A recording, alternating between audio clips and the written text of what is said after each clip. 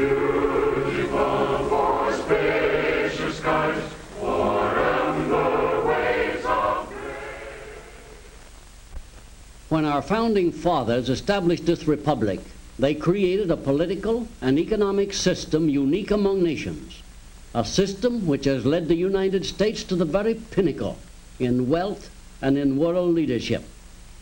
This series of programs is being presented to help all of us understand better our advantages under our American way of life.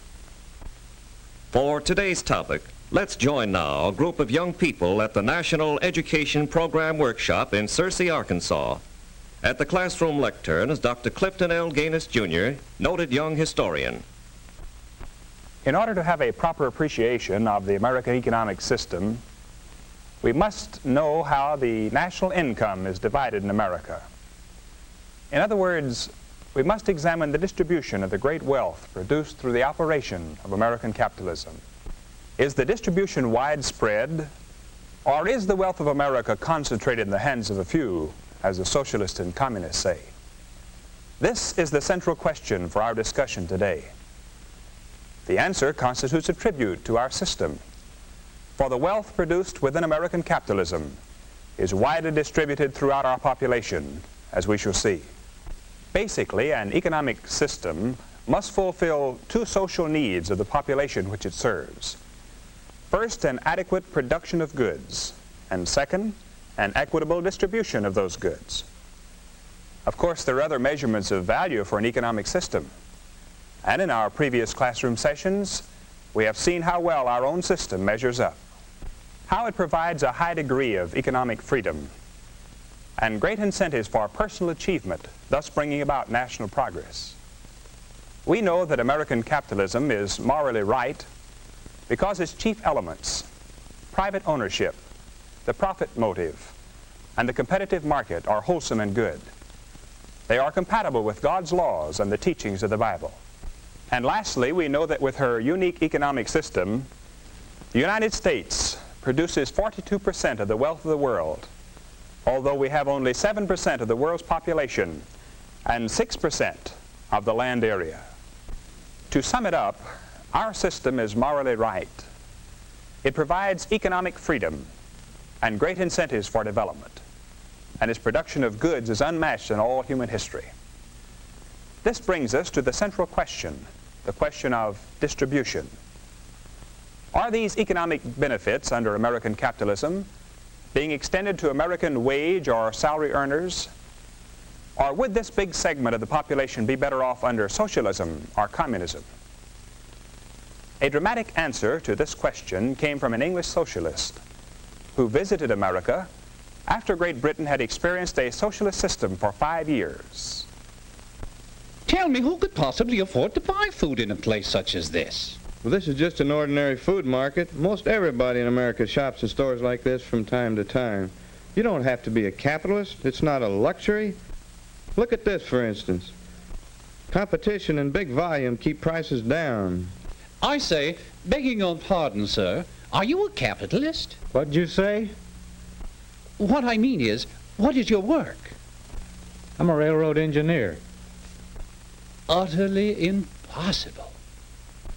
Another dramatic answer to the question of America's distribution of wealth was given by a Russian communist who visited America. Who owns all these automobiles? The employees in the plant. That cannot be. The sons of toil, they are chained to their capitalist machines.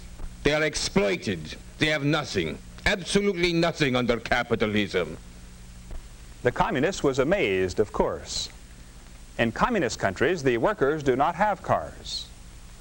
A few of the lucky ones have bicycles, and the bicycle is a trademark of English and European workers. Comparatively few own cars. In America, as we all know, there are more automobiles than families, and this is only a hint of our productivity. We'll risk a guess as to the total amount of the national income during this amazing productive era in America. Let's say for the last 25 years. Yes? I would say it would be hundreds of billions. Actually, it's up in the trillions. For the 25-year period just ended, It was $3,780 billion. You get writer's cramp with a figure like that. You may be wondering, who got all this money? To see how this wealth was distributed, let's look at this graph. This represents the total national income. To the employees of America, the wage earners and salaried people, went the biggest amount, 65%. The self-employed, professional people and small business operators got the next share, 9.5%. The farmers and dairymen who supplied food markets and our processing plants with the raw foodstuffs received 6.5%. Stockholders, the people who could save a little money and invest it in business and industry, received 4%. And you will remember that this amount was widely diffused, since there are 18 million stockholders in America today.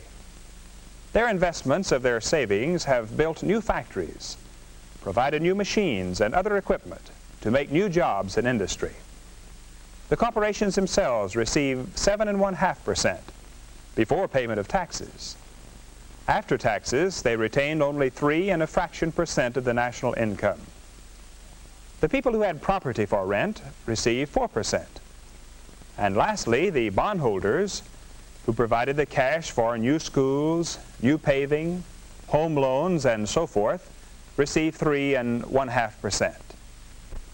Now let's examine the distribution of wealth in another way. Let's examine the income by families. In the most recent year for which we have statistics, there were approximately 50 million families in the United States.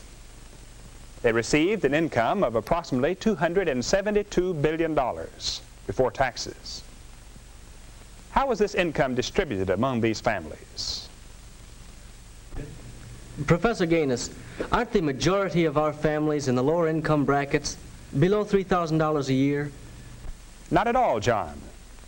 Nearly 21 million families, or 40%, received an income of $3,000 to $6,000.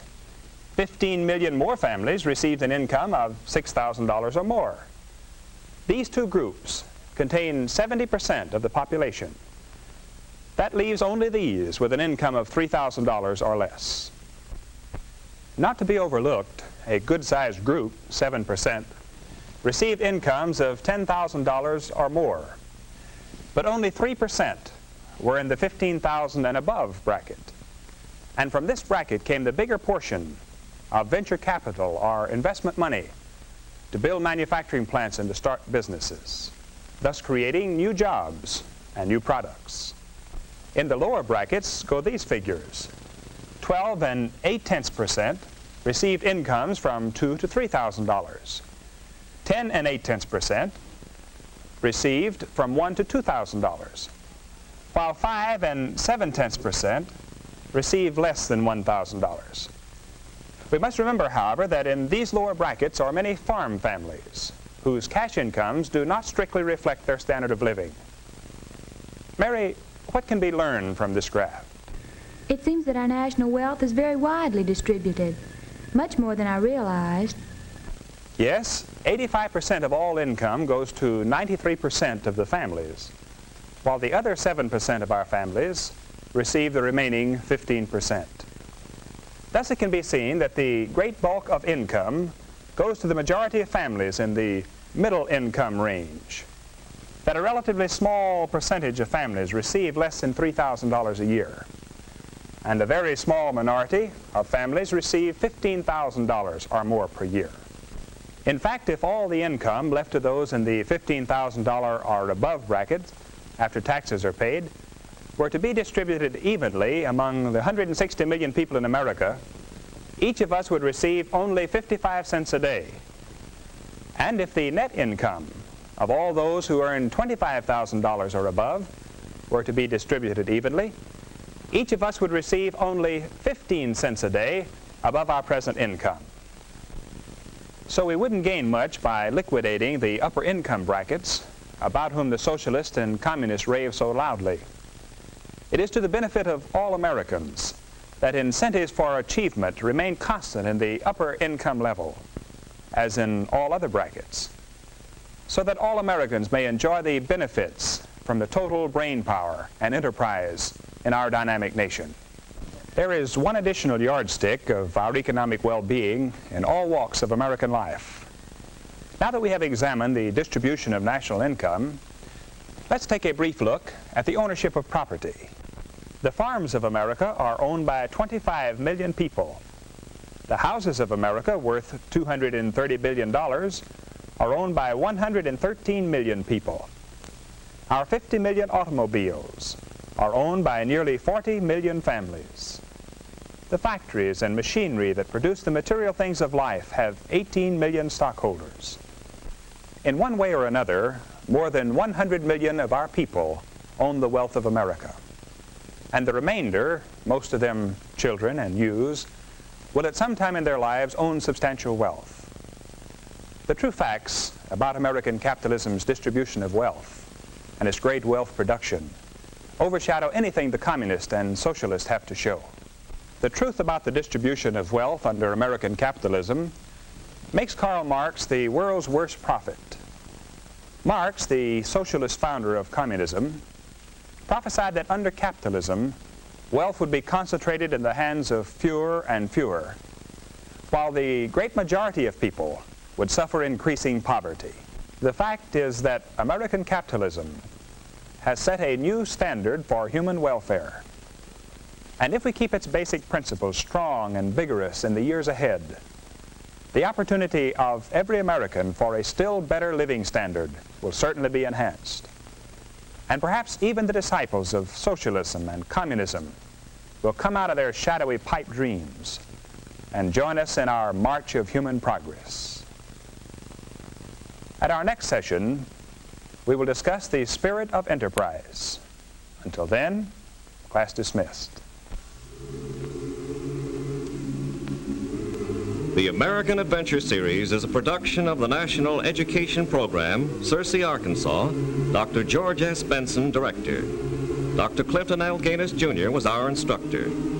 This is a continuing series based on the unique political and economic system which has made America great. Watch for the next presentation of The American Adventure.